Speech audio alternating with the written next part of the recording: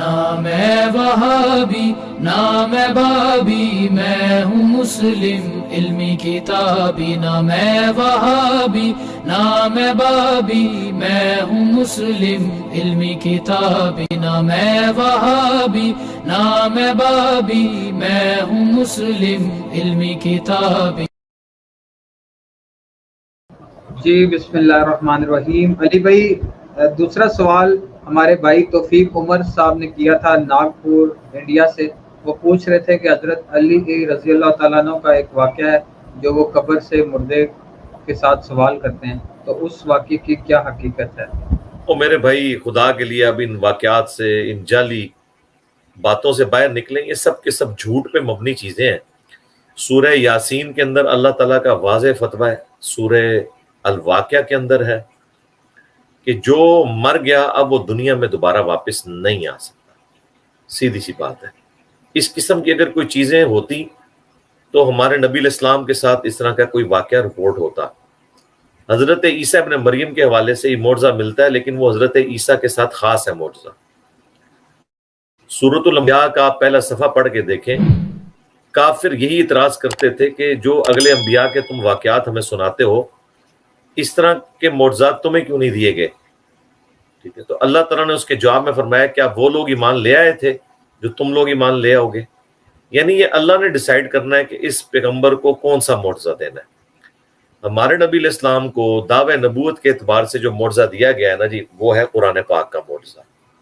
ویسے آپ کے ٹینجیبل فارم میں حسی معجزات، فزیکل فینومینا آف نیچر کو توڑنے والے بہت سے رپورٹ ہوئے ہیں، بخاری مسلم میں آئے ہیں، لیکن جو دعوی نبوت والا معجزہ ہے وہ صرف قرآن ہے، کیونکہ آپ کی نبوت قیامت تک کے لیے تھی، لہٰذا آپ کا معجزہ بھی قیامت تک کے لیے۔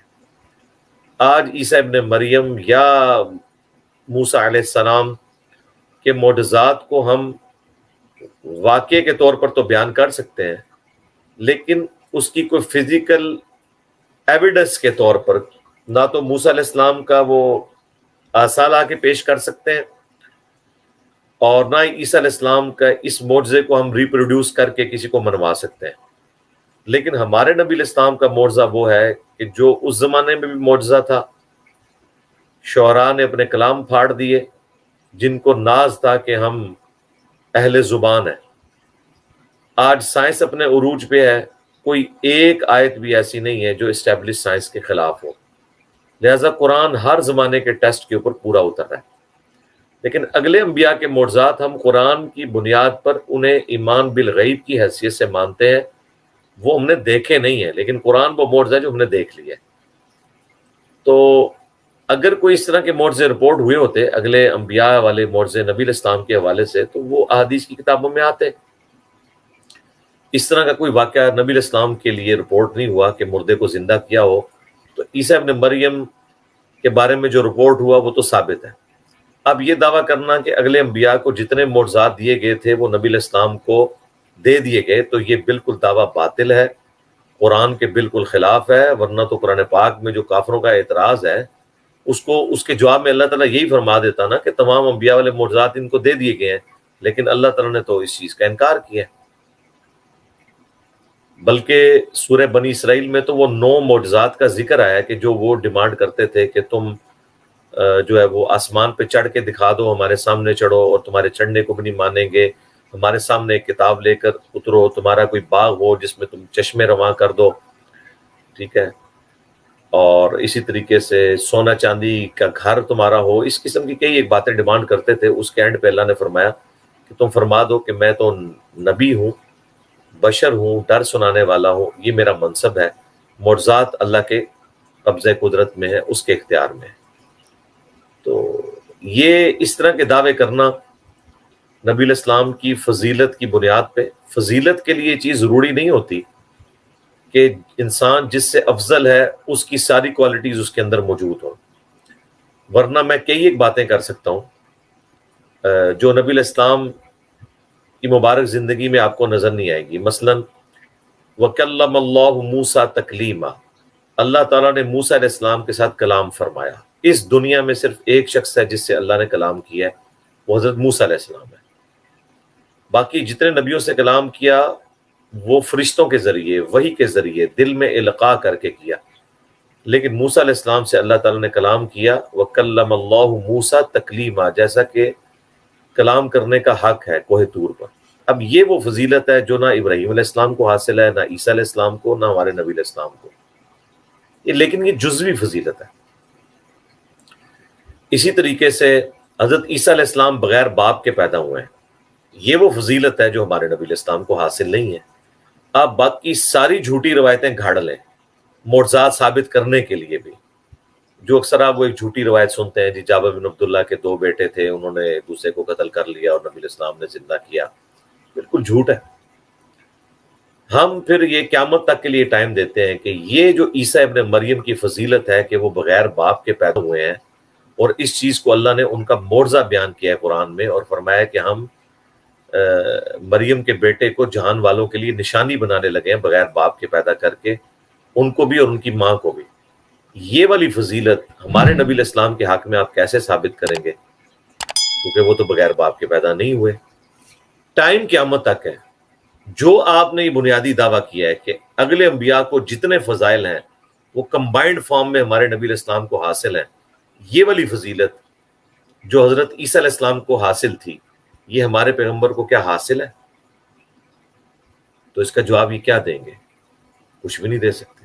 دوسرا، عیسیٰ علیہ السلام کو آج تک موت نہیں آئی ہے، قرب قیامت میں وہ دنیا میں اتریں گے، 40 سال رہیں گے، اس وقت وہ شادی کریں گے، ان کے بچے ہوں گے، پھر وہ روضہ شریف میں دفن ہوں گے۔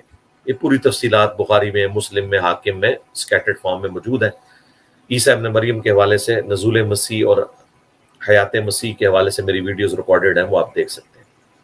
تو اب مجھے بتائیں، نبی علیہ السلام تو دنیا سے تشریف لے گئے، لیکن عیسیٰ ابن مریم کو اتنی لمبی اللہ نے زندگی دی ہے، دنیاوی زندگی میں اٹھائے گئے، ابھی بھی آسمانوں پہ ان کی عمر ایک جگہ پہ رک گئی ہوئی ہے، لیکن بہرحال زندہ تو ہیں، وہ موت تو انہیں نہیں آئی ہے، قیامت سے پہلے اتریں گے۔ اب یہ والی فضیلت کیا ہمارے نبی علیہ السلام کے حق میں یا کسی اور پیغمبر کے حق میں ہے؟ بخاری مسلم میں آتا ہے کہ قیامت والے دن سب لوگ ننگے اٹھائے جائیں گے، سب سے پہلے حضرت ابراہیم علیہ السلام کو لباس پہنایا جائے گا۔ اب یہاں پہ ابراہیم علیہ السلام سارے انبیاء پہ بازی لے گئے۔ بخاری مسلم دونوں میں حدیث ہے، ایک یہودی اور ایک مسلمان کا جھگڑا ہوا، یعنی ایک صحابی کا۔ اس صحابی نے کہا کہ اللہ تعالیٰ نے نبی علیہ السلام کو تمام جہان والوں پہ فضیلت دی ہے، یہودی نے کہا کہ موسیٰ علیہ السلام کو تمام جہان والوں پہ فضیلت دی ہے۔ اسی جھگڑے کے دوران اس صحابی کو غصہ آیا، اس نے یہودی کے منہ پر تھپڑ دے مارا۔ وہ شکایت لے کے نبی علیہ السلام کے پاس حاضر ہوا تو آپ علیہ السلام نے اپنے صحابی کو ڈانٹا۔ آپ نے فرمایا، مجھے تو یونس پہ بھی فضیلت مت دو، تم نے موسیٰ کے اوپر مجھے فضیلت دی ہے۔ یعنی آپ علیہ السلام اس طرح کی فضیلت کو ناپسند فرماتے تھے جس میں آپ کسی دوسرے کو ڈیگریڈ کریں۔ پھر آپ نے حضرت موسیٰ علیہ السلام کی وہ فضیلت بیان کی جو کسی پیغمبر کو حاصل نہیں ہوگی۔ آپ نے فرمایا، قیامت والے دن سب سے پہلے جب مجھے اٹھایا جائے گا تو میں دیکھوں گا کہ موسیٰ علیہ السلام مجھ سے پہلے ہی عرش کا پایا تھامے کھڑے ہیں۔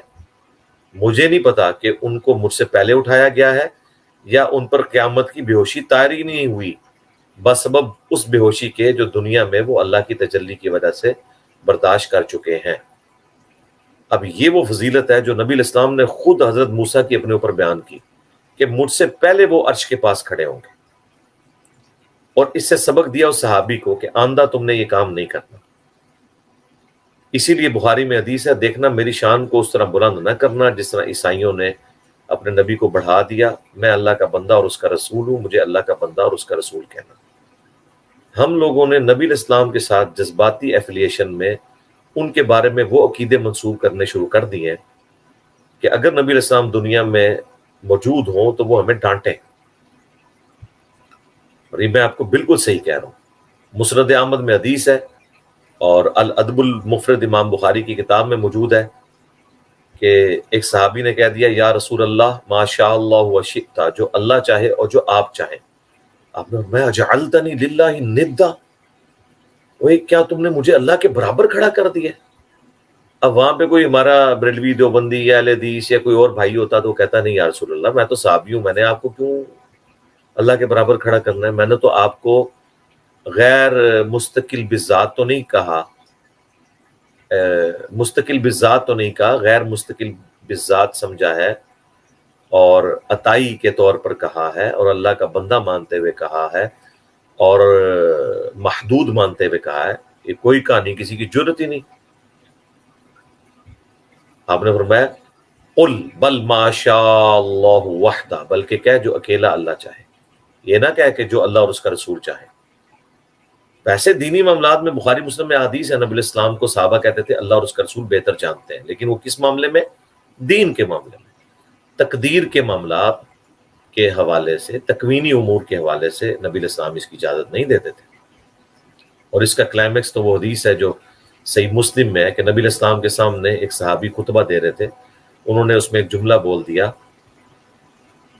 من یطع اللہ ورسولہ فقد رشد، جو اللہ اور اس کے رسول کی اطاعت کرے وہ کامیاب ہو گیا، ومن یعصہما، اور جو ان لوگوں کی، ان دونوں کی نافرمانی کرے وہ فقد غوا، وہ بہک گیا۔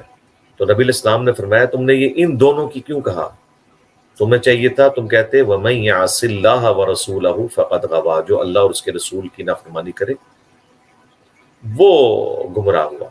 اور آپ نے بڑا سخت جملہ بولا، آپ نے فرمایا بئس الخطیب انت، کتنا برا خطیب ہے تو۔ اچھا، یہاں تو لوگ کہتے ہیں میٹھی میٹھی باتیں کرو، اللہ کے نبی علیہ السلام نے کیوں ایسی بات کی؟ توحید کے معاملے میں آپ ٹالریٹ نہیں کرتے تھے اور نہ ہمیں کرنا چاہیے۔ حالانکہ لٹریچر میں اس کا جملہ کوئی غلط نہیں تھا، لٹریچر میں یہ چیز عیب ہوتی ہے کہ آپ کسی بات کو بار بار ریپیٹ کریں۔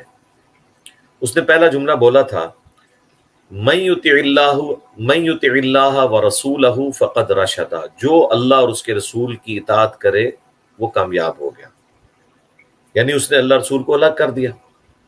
اب اس کے ساتھ ہی وہ بول رہا ہے وَمَن يَعْصِهِمَا، اور جو ان دونوں کی نافرمانی کرے فقد غوا، وہ بہک گیا بے شک۔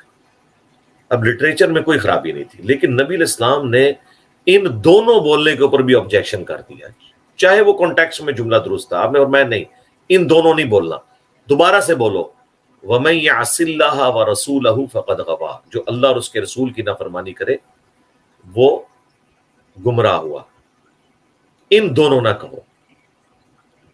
اور ساتھ کتنا سخت جملہ بولا بئس الخطیب انت، کتنا برا خطیب ہے تو۔ اور ابو داؤد میں آگے الفاظ ہیں، یہ تو مسلم میں تو اتنی حدیث ہے، ابو داؤد میں الفاظ ہیں، آپ نے فرمایا اذهب، یہ چٹکی میں نے ماری ہے نبی علیہ السلام کے اس غصے کے اظہار کے لیے، اٹھ نکل جائے تجھ سے۔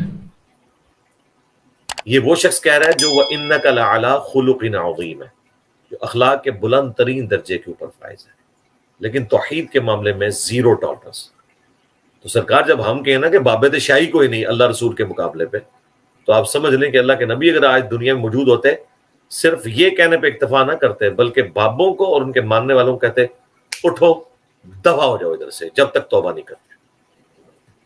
دیکھ لیں، یہ ہے مزاج رسول۔ مزاج رسول نہ تو طارق جمیل صاحب کا تھا والا تھا اور نہ غامدی صاحب والا۔ مزاج رسول وہ ہے جو ڈاکٹر اسرار صاحب نے بیان کیا ہے توحید کے معاملے میں۔ ہاں ویسے کامن گفتگو میں آپ میرے ساتھ بیٹھے، میرے زیادہ کوئی مذاق کرنے والا نہیں ہے، میرے زیادہ کوئی ملنسار نہیں ہے، لیکن جب ملاقات ہو رہی ہو، لیکن جب آپ سٹیج پہ بیٹھے ہوتے ہیں، ممبر پہ بیٹھے ہوتے ہیں، سوال و جواب کر رہے ہوتے ہیں، اس وقت آپ کا پھر ایک ڈیکورم ڈفرنٹ ہوتا ہے۔ جی نیکسٹ۔